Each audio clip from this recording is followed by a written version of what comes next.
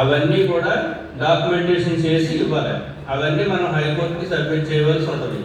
అలాగే మీటింగ్స్ పెట్టడం, ఈ ప్రీవియస్గా ఏమన్నా జరిగినా వీటికి సంబంధించిన వాళ్ళకి నోటీసులు ఇవ్వడం, ఇక్కడ జరిగితే మీ మీద యాక్షన్ తీసుకుంటాం, మీ ల్యాండ్ని ఉపయోగించారని విఆర్ఓలు ఇస్తారు.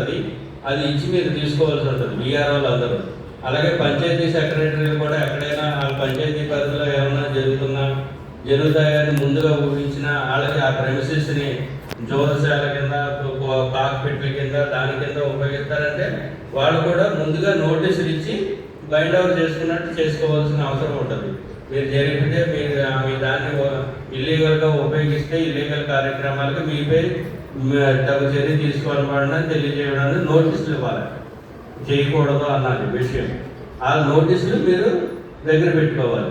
అలాగే గ్రామంలో మినిట్స్ జరిగిన మీటింగ్ పెట్టినట్టు మినిట్స్ దగ్గర పెట్టుకోవాలి. ఆ రోజుల్లో ఏమన్నా జరుగుతూ ఉంటే అవి ఫస్ట్ హ్యాండ్ ఇన్ఫర్మేషన్ పోలీస్కి, తహసీల్దార్కి తెలియజెప్పాలి. మీరు కంప్లైంట్ ఇవ్వాల్సి ఉంటుంది. మీరు వెళ్ళి మిమ్మల్ని ఆపేమని కాదు కదా, మీరు ఆపలేదు. మీరు ఒకళ్ళు వెళ్ళి మీరు జరిగేదాన్ని ఆపలేదు. జరుగుతుంది అన్నది కంప్లైంట్ రూపంలో పోలీసులకు ఇవ్వాలి. వాళ్ళు కంట్రోల్ రూమ్ తెలియజేయాలి.